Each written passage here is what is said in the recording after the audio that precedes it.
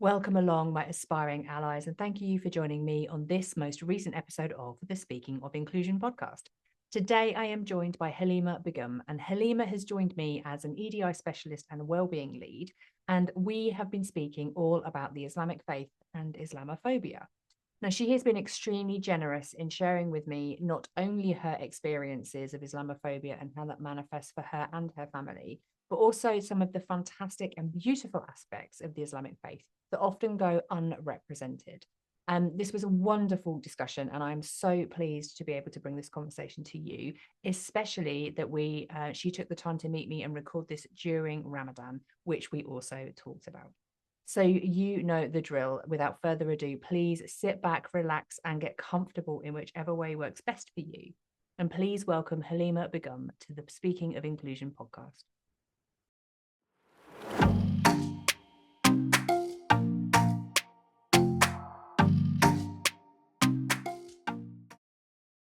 And then it's kind of working in this disruptive, like geopolitical time.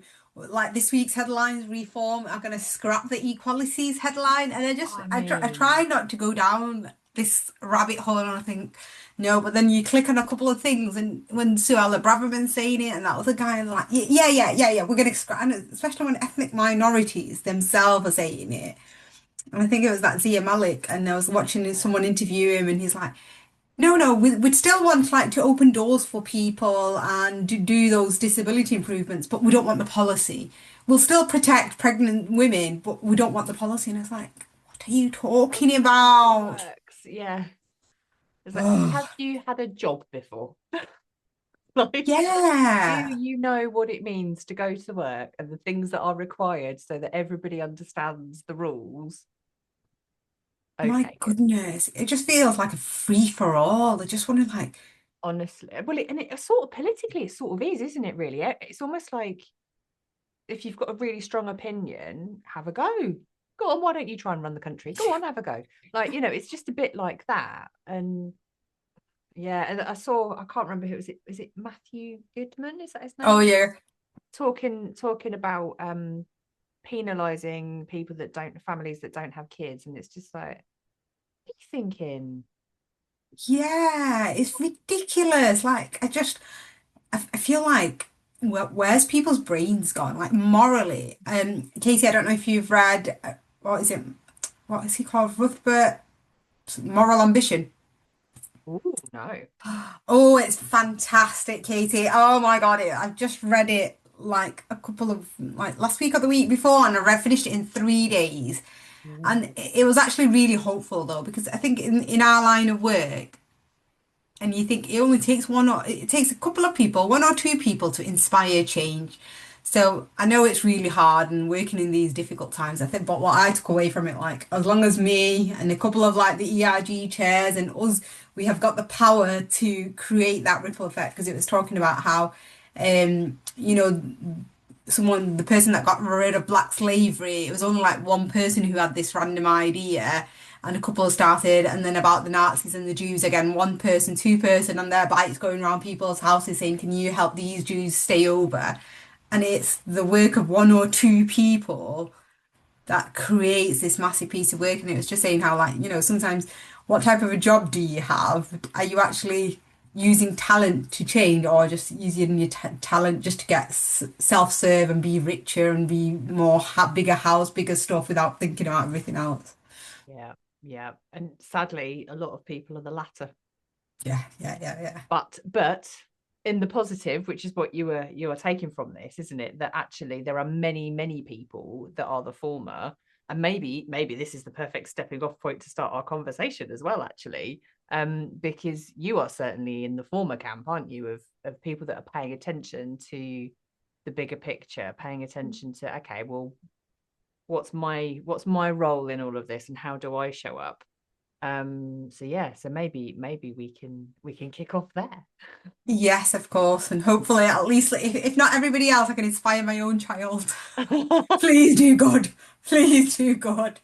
I mean, okay, so we're saying that as a bit of a joke, but in all honesty, like, is that not the greatest area of responsibility, to be fair, in that actually when when we have that responsibility to those around us that we have direct influence over, whether they're kind of like siblings or children or parent, like we have a responsibility, don't we? Yeah, I've just found like a Ramadan guide for Muslim pupils, students and stuff. So I've sent it straight to my head teacher. I was like, I know it's No. half term, but you know, it's going to be Ramadan. Just can you read this and support the kids? Because we just all have, especially in these positions of power, like a head teacher, you know, the influence they have. They've got 600 students in that school, the Yeah. power she has. And it's like, how can we all make that little difference?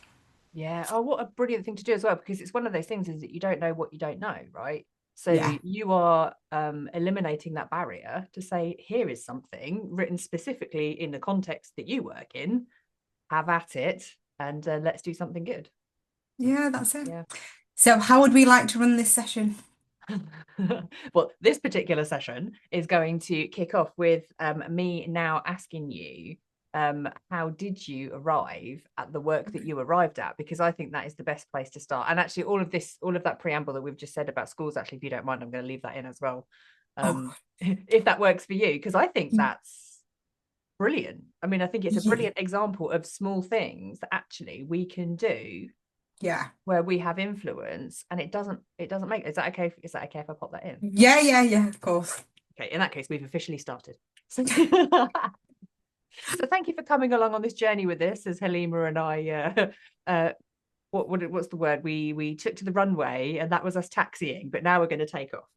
So I am going to start by welcoming you, Halyma, to the Speaking of Inclusion podcast. Thank you so much for coming along and having this conversation with me. And I know when we spoke previously, we talked about a whole lot of things. But specifically, I think we got in contact, didn't I? Because I'm looking for people who were happy to talk about the Muslim experience and Islamophobia. And you very bravely stepped up and said, yes, I would love to have this conversation. And I think the things that you said just when we had our opening chat are so important for people to hear. And that's why I'm absolutely delighted to have you along. So thank you for joining me. Super. Thank you so much for giving me the opportunity. I think it's so important we have these conversations, and it's great that you've created this space to talk. Yeah. Awesome stuff. So I'm gonna loop back then to kind of my positioning piece, which is, in every time I've ever had a conversation with people, nobody ever just kind of wakes up one day and thinks, oh, do you know what I'm gonna do? I'm gonna do this. So in your own words, why don't you tell us what is it that you do, and then how did you arrive at where you have arrived at?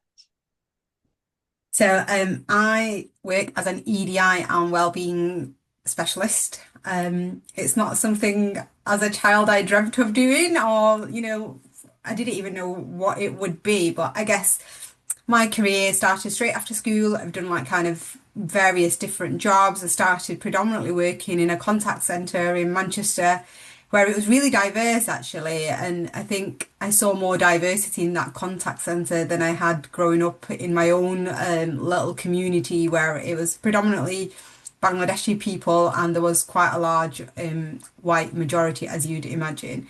And then in that contact centre, like working with lots of colleagues, I started to come across Pakistani people, black people. And I was like, this is different. And that was my first experience of work with that.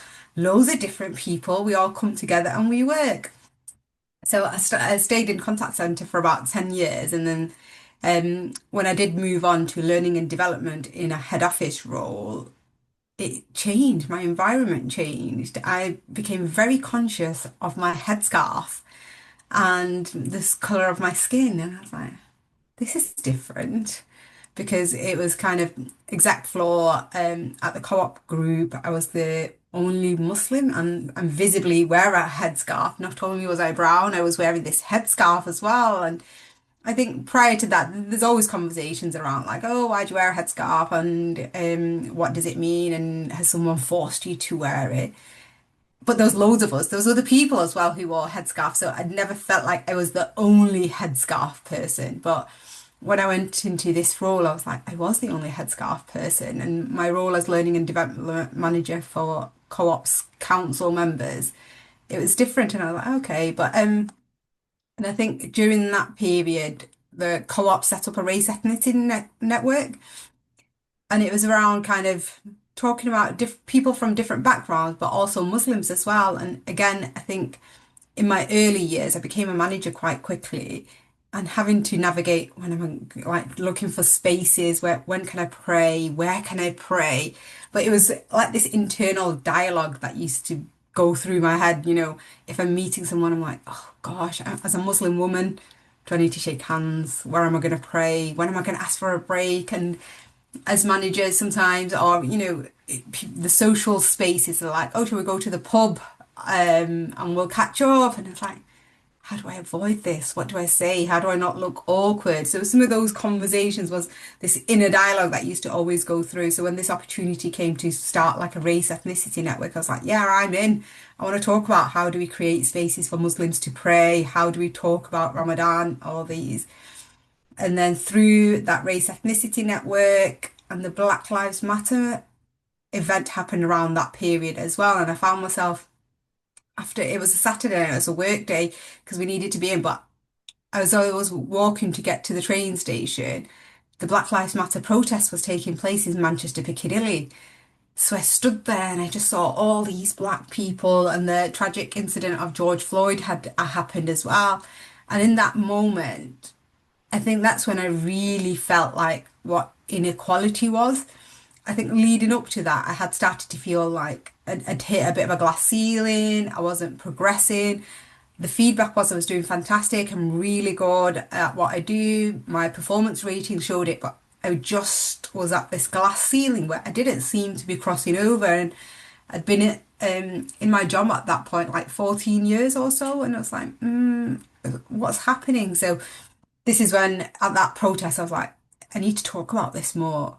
And I really found this purpose. And through the Race Equality Network, we started to talk about how we talk about race, how we support Muslims during Ramadan, what it meant, all of this. And then I realized, you know what, I want to do this full time. So after 17 years of my career at the co-op, I left. I joined Business in the Community as our full-time senior inclusion advisory manager. And I got exposed to public sector, private sector, a lot of organisations talking about EDI. And I kind of thrived in it. I really enjoyed bringing to life people's lived experience, my own lived experience, and just talking about, how little things go a long way. Little the way you react to people, the questions that you ask, approaching things with curiosity, giving people confidence to actually be able to have those conversations. And that was it then. That started my EDI career. I've been in it now since, what is it, 2022 onwards. But I'm absolutely, I have found my calling. I feel like this is where I need to be. The skills, all the relationship building, everything has brought me to this space where actually, Islamically, one of our principles is about justice. And I feel like my EDI role helps me practically live my Islamic values of just bringing justice and talking about equality on a day to day. Amazing, amazing. And thank you so much for sharing all that context, because I think it's really important when we listen along to these things to realize that half half of the challenge we have in these conversations is people don't know what they don't know, as we kind of already alluded to. And the point is, you'll never know unless you step into something. And what I was hearing in there is, even though you said, your EDI journey kind of started in 2022, but then it didn't, because actually way prior to that, you were doing the work on yourself and in the co-op, was it the co-op group that you were working for? And you were involved actively, because like you say, there was something within you that you were noticing what was going on, and you had that driver for justice, and you were doing the work way before the title then arrived, right? And I think that's something that we can kind of miss, is that people, when they think EDI, it's just an acronym, like equity, diversity, inclusion. It rolls off the tongue. Yeah. People say it and they don't really think about the actions and the activity that they are probably already doing that actually fall under the banner of EDI. It's just not given the title. Yeah, absolutely. And I think the other day I was just reflecting on the contact center team I used to manage. And although at that point I was quite young. I was like 2021, and I was managing people similar age to me, but we were really successful and we used to perform really well. And it had a lot of ethnic minorities. And some of those ethnic minorities, like boys in their 20s from, Manchester alongside, who always didn't come across polished. They were kind of like tumbling in after college or something, who actually sometimes in a professional environment would be seen as their tardiness, they're not respectful, the way they dress, they're not professional. But it worked in our team because they felt a sense of belonging. Yeah. We felt a sense of belonging being together because their cultural identities, even sometimes we'd get pulled up for speaking our own languages on the team, and people would give feedback saying, your team members are speaking a different language, and instead of being looked at and appreciated that they're multilingual or they're like, oh, we feel isolated because they're speaking a different language. They need to speak English because they're in a work environment. Wow. And I actually and now I think about it, I used to be like, all right, don't speak your own language, because I used to feel like that's what we used to do. And we weren't really appreciating that this is someone's identity and we're asking them not to showcase their identity. Yeah. But the reason the team performed, because we all gelled together, they brought in, their whole identities. If they needed to pray, if they needed a bit of, leeway during Ramadan time, I understood how difficult it was. I understood the challenges of, some of those things. And they were able to be themselves rather than have to bring in their white version of themselves. Yeah. And what a difference that makes, right? When you can, and this is the whole point, isn't it? Of like, how do we create environments where people can be themselves in the best version that they would like to Yeah. be? Because I get it. Not everybody wants to be their complete self at work, because like you say, we might all be coming to work in our pajamas and, not bothering to brush our teeth or whatever. Like, so we know there are things that we have to do to be around other humans. But actually in this particular setting, everybody was really able to be themselves. They were really able to bring all of the aspects of their identity that were important to them, and they didn't feel the need to mask. And that, I think, is so wildly important. And there was something that you said in there as well, like this, I can see this balance in you as a leader as well. You were saying like you were kind of a newer leader, and you were creating this environment where everybody felt safe with you. You were a safe person. You were a safe person for them to come in and be as themselves. And also you can recognize you still had work to do, because when people gave you the feedback about languages, you were like, yep, absolutely, okay, fine, we will conform. Because you didn't know that actually I can challenge this, like I can question this. And there's like a confidence thing in there of finding our feet, isn't there? About, well, actually, can we play that back again? Like, yes, people are speaking, their own languages because they feel comfortable with one another, and that's the easiest way for them to communicate, or their preferred way of communicating, or just because they just want to, right? It feels good for them. And why is it that you need to know what everyone's saying? Like, what's going on here? What do you think's happening? you know Yeah, I think I spent a long time conforming yeah. because I think from a young age, being brought up in, I'm born here, we taught by our parents, you must conform. I went to school, I must conform, speak the way I need to. And then, especially new manager with the managing population, you learn to conform and hide that part of your identity. And it actually did take me all the way to becoming that co-chair of that race ethnicity network at Co-op, going through that Black Lives Matter protest, because it was a global movement. Yeah. And I felt like that gave me the platform to actually I no longer considered myself to be wrong. I was like, hang on, my experiences are valid. I don't need a white manager to validate my feelings or my opinions. My feelings are mine, my experience. I can absolutely share these. And I found this newfound confidence that I was able to start challenging the status quo. And it wasn't just for me, because as I opened up more, other people started to share their experiences. And that's when I was like, so actually, this isn't just happening to me. It's not me going crazy thinking it's me who's unworthy, who's incapable, incompetent, not getting the right job, constantly questioning, what am I saying wrong? What am I saying wrong? And when other people started to share these experiences, who, again, from Muslim backgrounds, from ethnic minority backgrounds, I was like, yeah, yeah, and there's certainly some inequality happening here because we're not on the same platform. Yeah, yeah, absolutely. And that kind of stood out when you were talking about how, like, at work, I'm getting really great feedback, but I'm just not seeing the progression. And it's almost, you kind of see it cut two ways, don't you? Because I've spoken to people who saying, yeah, they get nothing but positive feedback, and actually that's not helpful because no one's giving them the critical feedback they need to develop, to, because we all have areas, don't we, that to develop, right?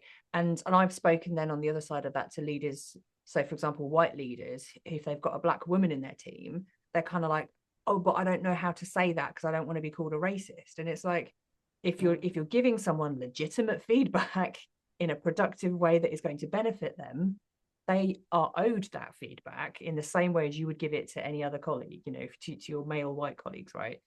And then the flip is true, which is, actually, if there isn't that feedback because someone is literally doing a stellar job, why are they not being progressed? Yeah. Like, interrogate that. Why is it that they are not getting the opportunities that other people are? Yeah, absolutely. And it's that bias, isn't it? And I used to find it really hard to relate to people sometimes because when they're talking about either like going to pubs or, some different Yeah. things, and it's like, I can't relate to some of these things. And it might even be something as football or, basic conversations, and you're like, I can't relate. And it's some of these things. I don't think people realize that confirmation bias or unconscious bias that's happening, and you're thinking, and especially turning up to interviews with a headscarf. The whole point of, and when we were in lockdown, and that whole doing interviews in lockdown focused immediately on this headspace, right? And even as you look at me now, all you see is my face and this headscarf around me because you can't see the rest of my body. So it's so much in focus that the first thing you see about me is me and my headscarf. And it's like all those misconceptions and the perception the media has portrayed about Muslim women, about Muslims. You've got that, like, depending on the people in your own environment, depending on what you're watching in the media, all those stereotypes are Mm. probably there at the back of your head at somewhere, like, oh, Yeah. are they like this? Is this like this? So how do you leave all that separate somewhere else and approach it with an open mind? Yeah, absolutely. And you kind of alluded to that as well, in the sense when you were saying about your own you've got your own internal dialogue as it is, right? With how do I approach this situation? Are we going to have to shake hands? Are we going to go to the pub? Like, what are all these things? So you've already got this narrative, knowing that perhaps another person or group of people on the other side of your experience are not going to be thinking about those things on your behalf, right? So you're having to manage everyone's expectations in this. And then also knowing that people are coming in, like you just said, on the other side of that conversation, not just with their own frame of reference, and they're a bit lacking in terms of what it Mm. is that you might need, but then they're also laying in a narrative that is completely outside of your control and driven by external factors. That's a lot, right? That's a lot to handle. Yeah, it really is. And I think, in the current times now, I think at some point we thought it was getting better. And now it just feels like this whole focus, like Muslims are on the newspaper all the time. Last year we saw 73% rise in anti-hate crime reported by Tell Mama, the charity, which said about how much hate crimes around Muslims had gone up. So Islamophobia, because of everything that's in the newspapers, the perception. And now I look at those, when you look at old movies or history, you always see like Arabs are the bad guys, or they've Yeah. come in like, the religious wear, or you see the women with their face covered, and they're always portrayed as like the other, the dangerous. And you realize like how this has been built into the narrative for years and years and years. And now people feel like they've got permission to actually vocalize it. Like for a long period, it felt like that it was a bit of, racism behind closed doors, or they might with the looks and so. But now it just feels like there's this platform where it's okay for everyone to say what they want to say. Last summer, I was on summer holidays on my car full of kids driving to the park, and I must have had BBC Asian Network on, and the windows were rolled down. And I could hear someone shouting, but I just thought they were having a conversation to themselves because my car full of kids are going on. And then I think there was a break in the radio advert, and I heard the man shout, um, "Go home, you don't belong here." And I was like, huh? Like, where did that come from? And then I think a couple of weeks later, I was in the park. And again, you're in the park with kids playing. I'm just there, nice weather. And a couple of teenagers would come next to me. And then they were like, "Hey, do you like making bombs? I like making bombs. Come on, let's go around and why don't we blow up this area?" And then I looked up and I realized because I was the only Muslim person sat there, they were sat next to me. And this is only teenagers. They must have been like 14, 15.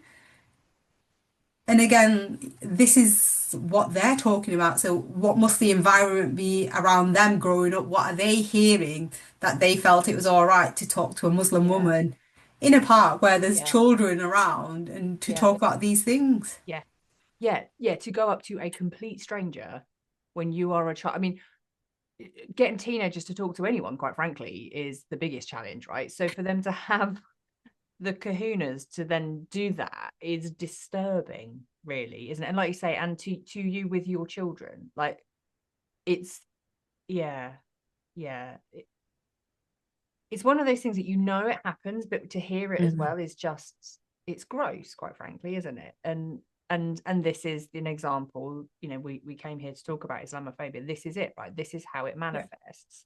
You're just going about your business. You're just on your way to the park. You're just hanging out with your kids, and people feel that it's their right to hurl abuse at you. Yeah, and I think the other thing is like them people get away with hurling abuse of because of the silence of the majority. Yeah, Because actually, whilst we were in the car, there's nobody else who could have said anything. But whilst I was in the park, there was another couple that were just sat, um, must have been reading, but they were in earshot distance yeah, and they heard it play out, yeah, but they didn't feel the need to intervene. So it's around, some of these behaviours are allowed to continue because the good people think that we're not going to get involved. We don't want to say anything. We don't want like we don't believe it's right, but we don't yeah, want to also get involved and we don't want to, but this is where we need people to have the confidence to call it out, to speak yeah. up.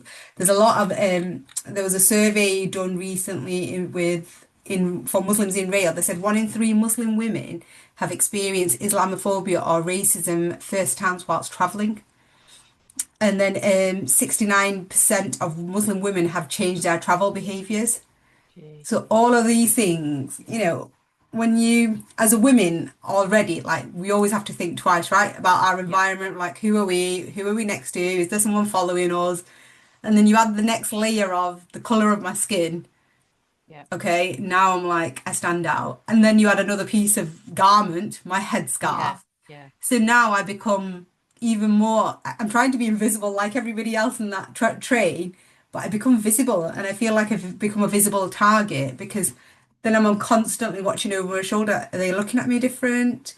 What's going yeah, on? Who's going to say something? And you're constantly having to navigate your environment. yeah.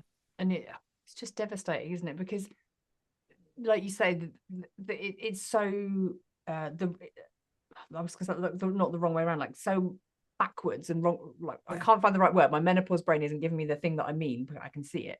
But in the sense of like we shouldn't have to navigate the world trying to minimize ourselves. Like every human is deserving of taking up space. Like everyone has the same rights to be on the train. Everyone has the same rights to exist and have, joy and go to the park and it's just yeah, devastating is really the only word I can think of that actually some people just don't believe that that's true. They just can't be yeah. My brain is just shut down because it's kind of like it's just baffling me.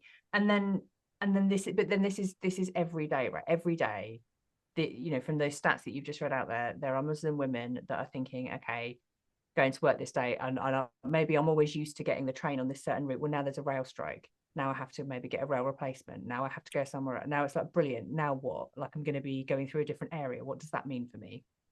Got to change buses twice. Brilliant. Like, it's just layers and layers of stress, isn't it? Where other people just get on a bus.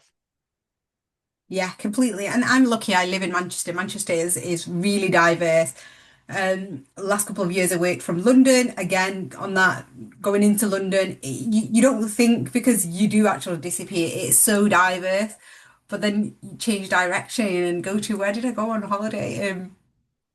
I think in summer we went to Rhyl with Right. my mum and my little boy, and it's like, oh, this is different, very white. And then when you go into shops and you just see people just get their head up and look at you. And the other day, I went to Stoke Waterworld, and again, it was really early in the morning.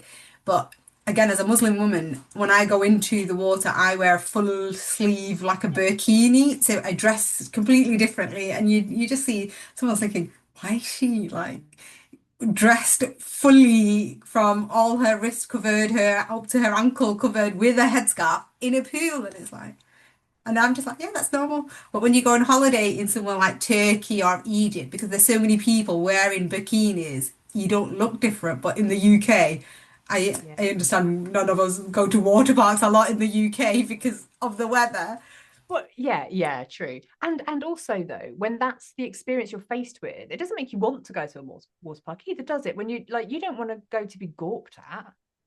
Like, do you want to go and have Absolutely not. And you're just like, oh my God. And all I'm trying to focus on is I'm here because my son wants fun. It's fine. It's fine. And you try to, and you don't want to come across like awkward because I don't want my son to pick up on I'm being awkward or I'm being a bit like nervous around the people.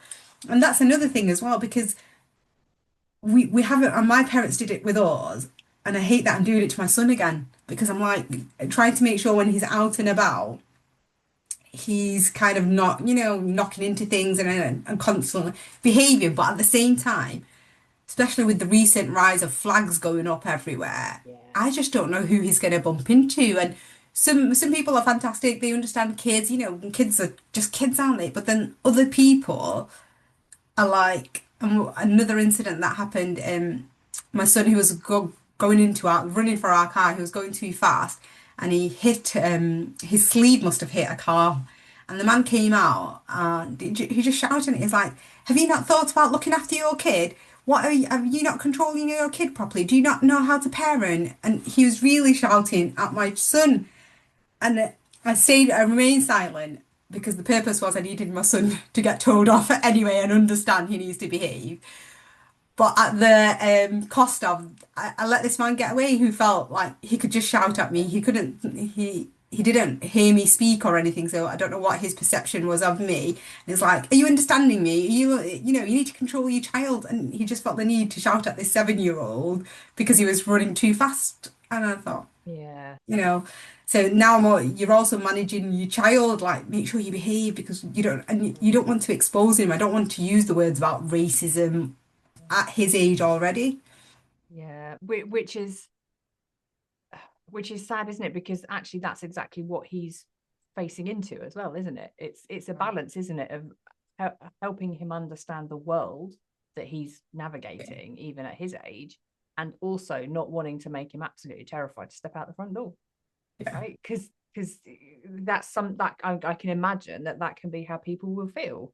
Actually, if we, when you sit your kids down, and one stands out to me, there's an episode of Grey's Anatomy years ago where Miranda Bailey, who's a black surgeon, sits down with her son and has this whole conversation about what to do if the police stop you, how to handle this, and it is a whole thing, and it really stopped me because I thought, yeah, that's the conversation that white parents never have to have, right? No one has to think, like, because if you don't do these things, your child could literally be in danger of their life.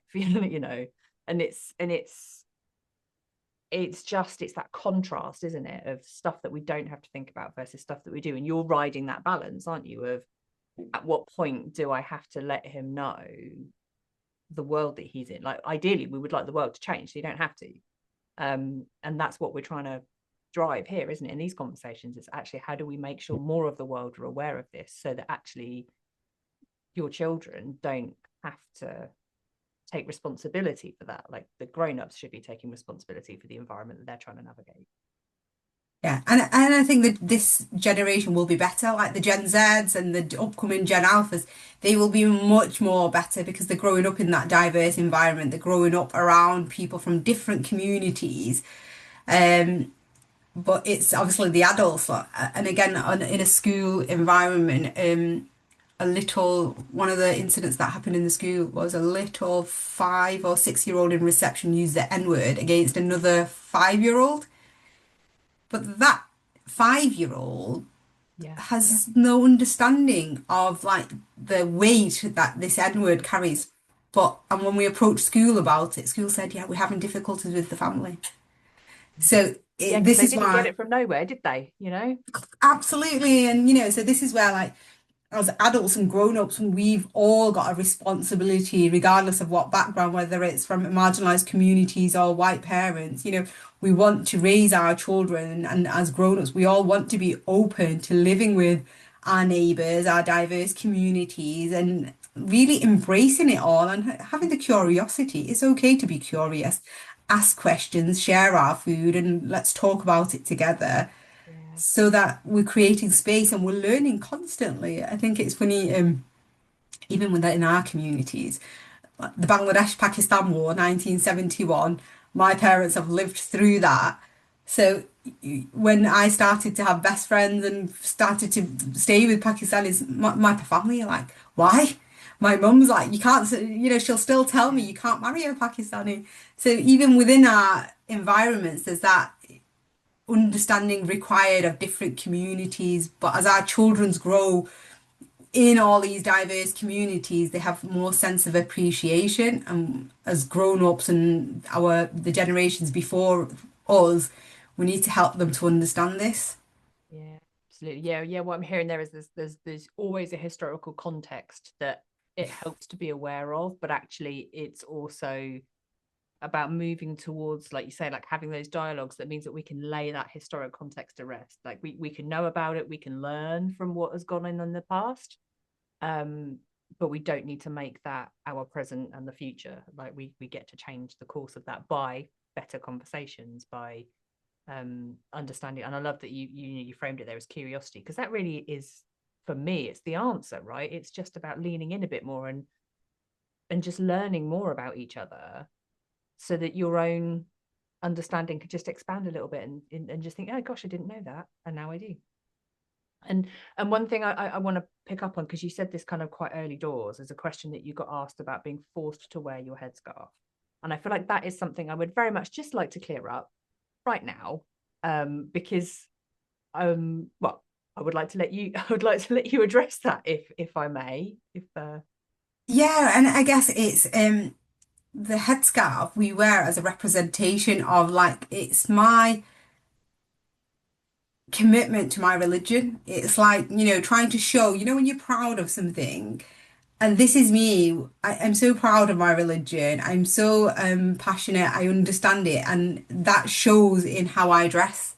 And that's my modesty. It's like I am practically living my religion through the garments I wear. So that's my headscarf. And, similar to your cultural identity, I'm Bangladeshi. So I might wear Asian dresses, the cultural saris, because it's my heritage and I'm proud of it. And my Muslim identity, my headscarf, it's part of our religion, which says, women are to be dressed modestly. And that's because I love my religion and I want to be like, show my love for it. It helps me to wear my headscarf and I'm proud of it. The way I dress, again, the religion prescribes how Muslim women can dress. And when we kind of are able to showcase it in the way we want, that's what it's about. And I don't mind having conversations. And what's funny is because when we were younger, we lived near less Muslims. So first putting on the headscarf felt challenging because in school, and the headscarf becomes mandatory at the age of puberty, basically. So, Yeah. especially as teenage girls, like when you're in a white school with little Yeah. girls with their nice hairs and everything, you're like, I want to be like that. But gradually, I think as I went through that journey of learning more about my religion, it helped me to really embrace my headscarf. Mm. And what you now see is the generation of girls that are growing up want to wear it well beforehand because Yeah. they see their mothers, they see more of a Muslim community, they see it in the school environment. Schools are so relaxed about headscarves, religious wear. Kids young as like 6 and 7 are like, oh, they want to see they see their big sisters wearing one, they want to wear Yeah. it. And then, it is starting to become a bit of a fashion accessory because Yeah. the likes of Selfridges and H&M, Zara, all their models are starting wear headscarves and stuff. But again, the deep rooted, it's in our religion. We love our religion, and to as part of that love for our religion, we put the headscarf on. Yeah. Yeah. It's an expression of your faith, right? In the Yeah. same way that many other faiths have their own expressions of faith as well. Yeah.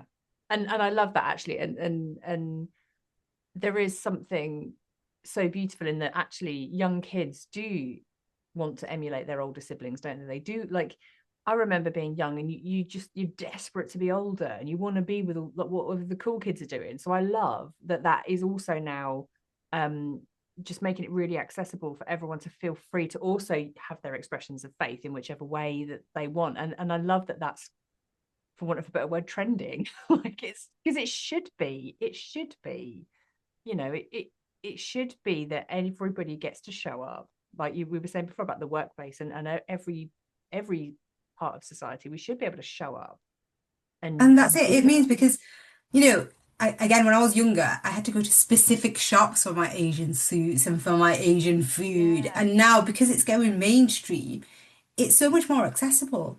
You Yeah. can go to the high street and find heads like Primark. They have a headscarf modest range.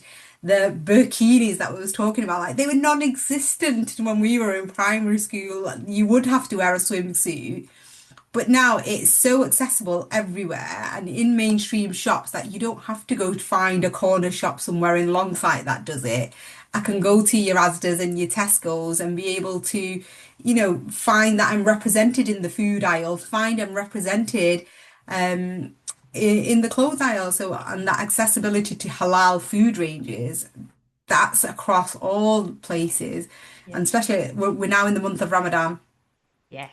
And to see Ramadan, like I think over the last 2, 3 years, supermarkets, our Asda is opposite the mosque, so they really leverage on that.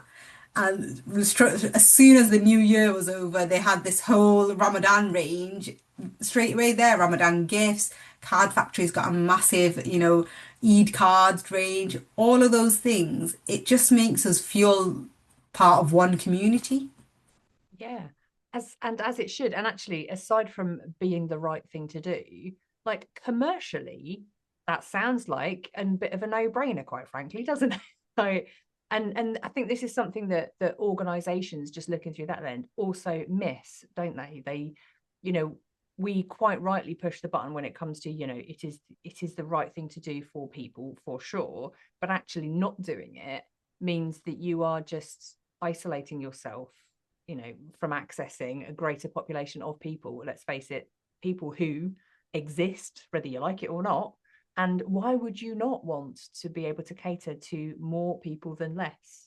It just doesn't make any sense, does it? And I love the idea of, I can imagine in my head like groups of girls at school, and they're going to the shops after school, and like they all get to go together because whatever it is they want to go shopping for, they all can have their needs met. And that I think is delightful.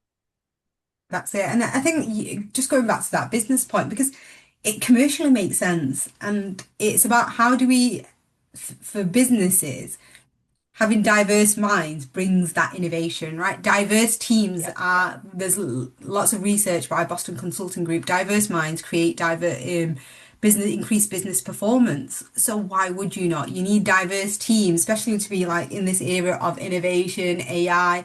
how can we make leverage people's talents and have diverse people working in organizations to make sure that you stay ahead of competition? And in order to do that, how do workplaces, through, the work that they do, hiring diverse talent, working with employee resource groups to make sure that those diverse communities' voices are represented in hiring, in progression, in marketing. There's so many easy marketing errors that we've seen because those teams haven't, seen, oh my God, why are we advertising meat samosas to Hindus during Diwali? Like, these Yeah. errors that can happen. But if you've got diverse teams, you create that environment where people from different diversities, different backgrounds want to work for you. They have a sense of belonging. They are easily going to perform. We're in a Yeah. position next week at our workplace, we're holding our fasting day. Our CEO is attending, so it's the first fasting day at the organisation. Last year we celebrated Eid, but this year we're holding a fasting day. We're inviting colleagues to fast, whether half day or part day. And then in the evening, because fast breaks at like 5:30 now, it's at a manageable time, it's not too late. So after work, we're inviting colleagues, Muslim and non-Muslims, to come sit and do iftar with us and break fast. Yeah. And Yeah. when your CEO and your exco team are attending, it shows that they've got a commitment to this. And we've got some of our colleagues who will be taking part in the fast as well. Nice. Yeah. So again, it's just like, sharing those experiences so that you can feel what it's like to be in different communities. Absolutely. And I had the absolute pleasure of attending an iftar last year. And it was just such a joyous moment. Like I really had a wonderful time, and I have never felt so welcomed. And even though I kind of didn't belong, I absolutely felt like I belonged. Like I really felt taken care of, and it was just a gorgeous thing to be a part of. Which actually I kind of also want to just ask about, because we talked already about through the Islamic faith and one of the pillars being around justice. But I think there is so much that forms part of the Islamic faith that gets completely ignored when we see what gets played out in the media and the kind of the stereotypes that get perpetuated. So I would kind of just like to hear from you and your experience. What are some of the kind of the more positive associations really that we should be noticing? Because I think there's plenty. I think one of the key ones is community. Just like you said, that, how you were made to feel a sense of belonging. Community is like core to our religion, and as part of that, our Prophet, peace be upon him, says, you are as good as just your neighbor. So you can't go to sleep on an empty stomach if your neighbor isn't. You should always make sure you share whatever you have got with your neighbor if they go less. And this is like the peak moment in Ramadan where it's all about community. It's not, sometimes Ramadan's associated with just giving up food, but that's like the most basic part of Ramadan. The other key parts is that community. Let's bring people together, share food with the people who haven't got it, bring communities together so that they're able to break fast together. And then the charity. The charity is huge. And I remember when I first worked at the co-op group, co-op's really great with charity giving. And again, for the first 10 years working at the co-op, it was all learning about charity, which relates directly back to my faith. And Muslims are the biggest givers in the UK for charity. And that's because, as part of our faith, it's prescribed that we need to give 2.5% away in charity all the time. And most people do it during the Ramadan period because it's 70 times more reward. So strategically, we're better off doing it this month to get all that reward. So all of that charity work, the community work, especially in this environment where loneliness is high, depression, mental health, people feel isolated. So where we can bring communities together and break fast together, have someone to talk to, build that network where people don't feel isolated. This is what we're good at in Manchester Piccadilly, especially during a couple of years ago within the winter fast. What they used to do is break fast in town. So in Manchester, like around the fasting time, they'd invite everybody, all the homeless people, they would join and would break fast together. So you're invited to take fast for yourself and for a homeless person. And I used to do that before I had my little boy because it was free then and be able to go into Manchester at each time. And it was just the joy of being Yeah. able to break fast with a homeless person who doesn't have as much as you. And it's really understanding that sharing, giving, and sacrificing. Just think that's gorgeous. I love that you did that. And isn't it cruelly ironic that for a religion that is so centered on community and belonging and welcoming and taking care of one another, the adverse effect that you receive, like when we were talking about the way that you are treated, like it's just the absolute polar opposite of everything that you stand for. And I find that, yeah, cruelly ironic, and it's awful.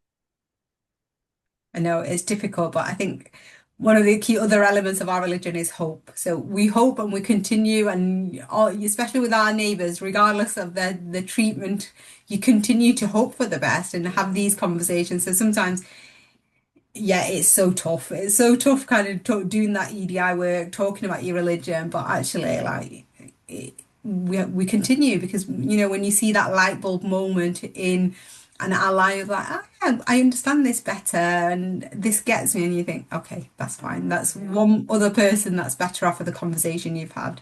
Mm. And actually, honestly, isn't that also one of the best ways um to deal with those responses is rise above? Because it and then it's such an act of strength and character to be able to say, no, we choose hope, we choose Yeah, love, we choose community. Because it would be easy, wouldn't it, to turn to retaliation or to blame. And actually you're like, no, that's not what we're about, that's not how our faith raised us, that's not, this is not how we wish to be, and we choose not. And I think that's gorgeous. yeah. And I think even our greeting that we start off with, it's always assalamu alaikum, which is like peace be upon you, peace to you. And I have it, you can't see it, just above my head here on my plaque because of all the Zoom meetings I do. It says assalamu alaikum because the first thing I want to show is peace. And then if you, I listened to a talk once and they were saying during the caveman era, they used to always come and show their palms, which is a thing to say, I'm safe, and I'm not going to attack you. And for us, it's similar where we say Assalamu alaikum because straight immediately I'm saying I come with peace. And we start the Beautiful. discussion with peace. And that's immediately is trying to help center that conversation that I'm come with peace and I'm about peace. I love that. I love that so much. And actually, and we are kind of recording this at the start of Ramadan as well. So I would really love to ask as well, if people are listening to this and they want to wish somebody a greeting for that, how might they do that? So they can say Ramadan Mubarak. And that's just like happy Ramadan. You can either say happy Ramadan or say Ramadan Mubarak. And as we move towards Eid at the back end of it, it might be Eid Mubarak or happy Eid. I had a lovely email from one of my execs yesterday. Just started off simple, hi Halyma, Ramadan Mubarak, and then straight down to business. But just that acknowledgement of that she's emailing me in Ramadan and adding hi Halyma, Ramadan Mubarak just makes me feel like I've been seen.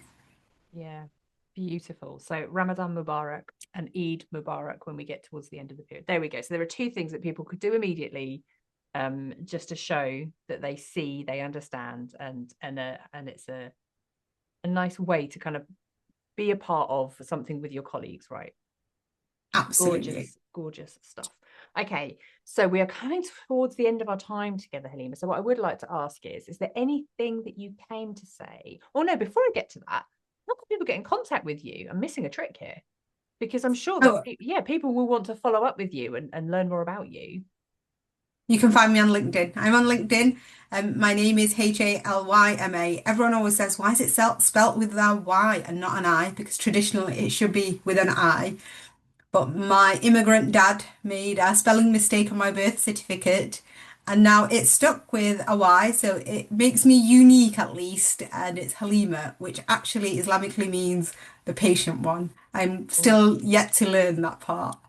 oh, I don't know. I think you're doing pretty well, my lovely. So Halyma Begum, isn't it? It is, yeah. Yep, yep. So Begum. Yep. So people can find you on LinkedIn, send a connection. Please do mention to Halyma that you heard it on the podcast so that she knows who you are. And then you're probably more likely to get it accepted because she'll have a frame of reference for what's going on here. Wonderful. And now I will ask my final question, which is there anything that you came to say that you haven't had an opportunity to say?